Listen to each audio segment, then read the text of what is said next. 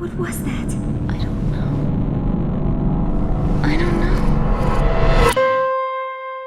Japan is known for making beautiful video games, but also for the most disturbing games. Today, we will look at everything from a game that has one of the most disturbing death scenes to another game where you have to losers. Sweet Home, 1989. In 1989, Capcom released Sweet Home for the NES. It was an 8-bit game with some impressively graphic horror. The RPG follows the story of 5 documentary filmmakers seeking to recover paintings hidden by Ichiro Mamiya in an abandoned mansion. Upon entering, they get trapped by the ghost of an unknown woman who threatens to kill trespassers. They decide to split up and find a way out, but the mansion is both in danger of collapsing and occupied by countless monsters. The team discovers a projection room where a projector displays an image of a couple and their baby burning. They realize that the ghost is Lady Mamiya, Ichiro's wife. It is revealed that 30 years prior, Mamiya's 2-year-old son accidentally fell into the house's incinerator and burned alive. Mamiya attempted to provide playmates for her son by killing several other children. She committed suicide shortly after, and her ghost, unable to forgive herself, became trapped in the mansion. The team arrives in the main chamber and confronts Mamiya in a final battle. After defeating her, a rescuer arrives to help them escape the mansion as it crumbles. The game has a permanent death system. If a character dies, they are gone forever, but their lifeless body remains on the floor. The death animations were rather fascinating for the time. Female characters splatter to the ground and get dragged away, leaving only bloody smears across the ancient floor. The death scenes were gruesome. Capcom's original plan for Resident Evil was actually to be a remake of Sweet Home. Sweet Home's story is based on the 1989 movie of the same name, and the game follows the movie closely.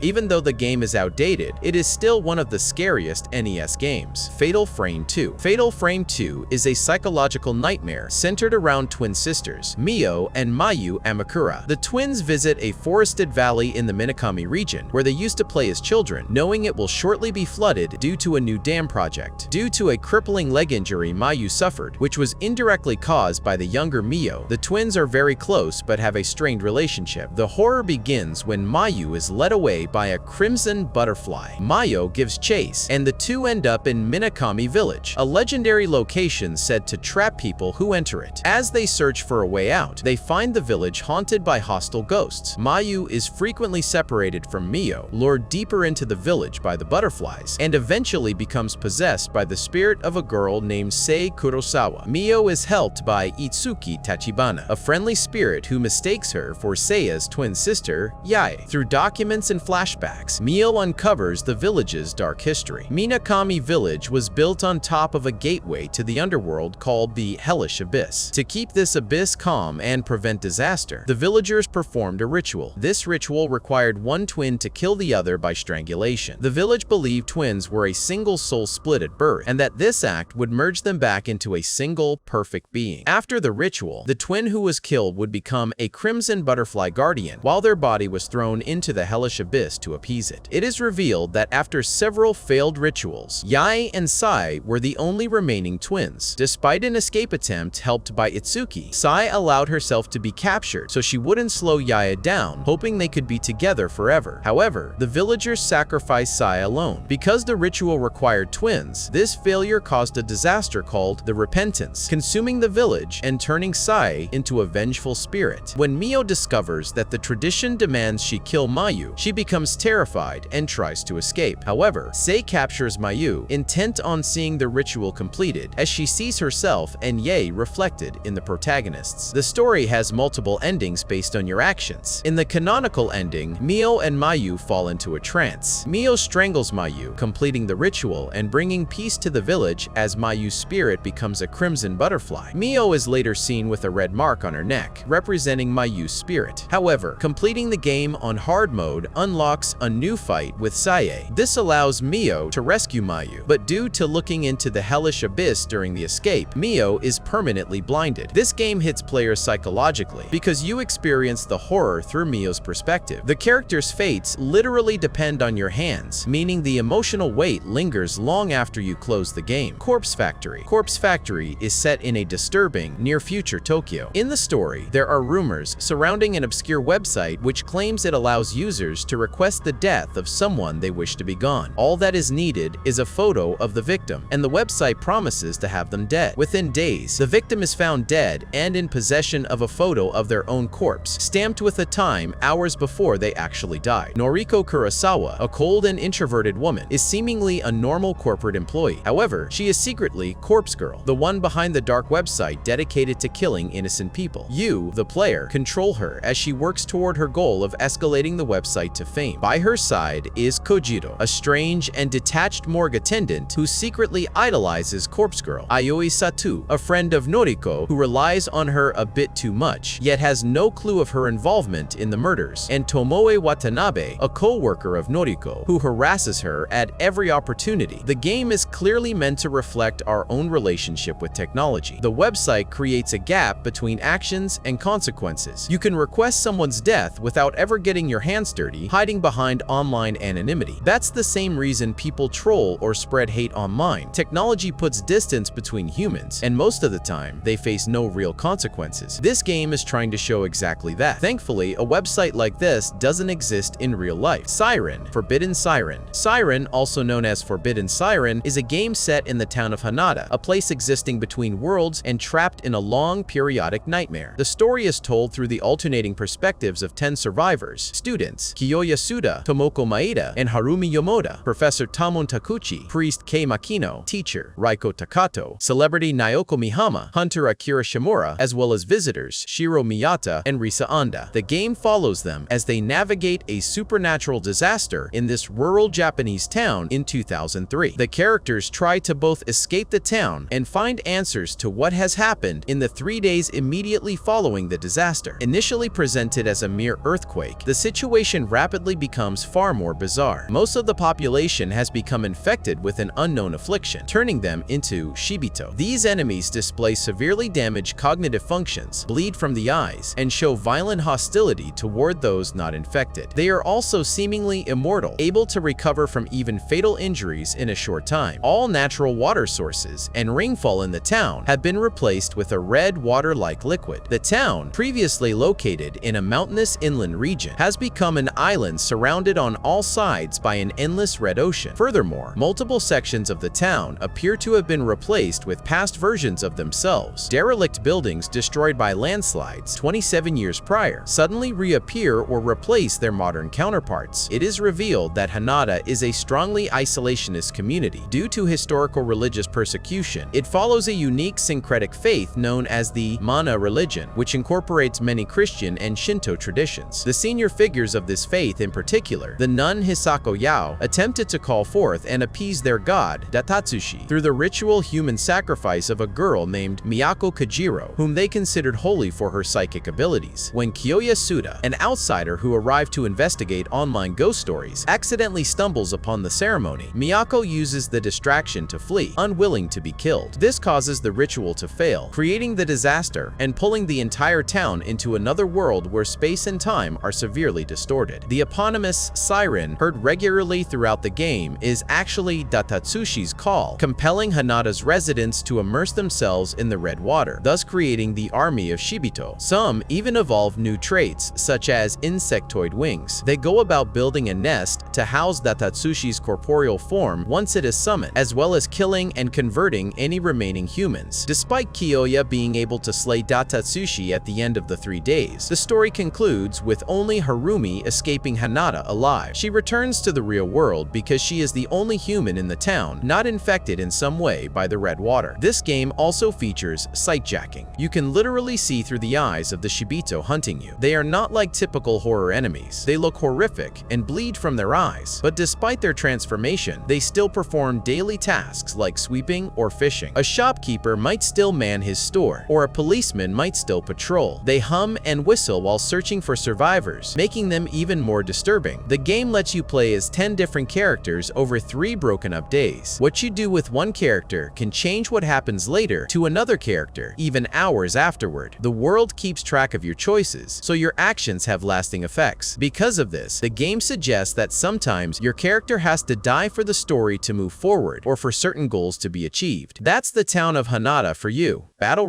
2. Battle 2 sounds so unsettling, right? Despite its provocative name, this game actually removes the forced sex mechanics that were present in the original game. Instead, it focuses more on its mechanics as a fighting game. The game's core visual gimmick is that the female character's clothing tears as they take damage. When the player defeats a female character, she lies defenseless before them, and the player must lie with her to heal her. It is just an excuse to simulate non-consensual physical contact with the defeated character. The game's plot has no relation to the original Battle Raper and is set in the year 2000. The story mode follows a young treasure hunter and swordsman named Yuki. The player gets to choose one of the female characters to accompany Yuki while he travels the island, fighting undead monsters and rival female characters, with the ultimate goal of lying with his companion in the end. There is also an extras mode where players can interact with injured characters, and a replay mode that allows the player to view scenes with a chosen female character. The first game in the series was even more explicit. This game is banned on streaming platforms for obvious reasons. It tries to objectify women in every way possible and is just a sad excuse for making fetish content. If you like this video, then you will definitely like part 2. Check it out.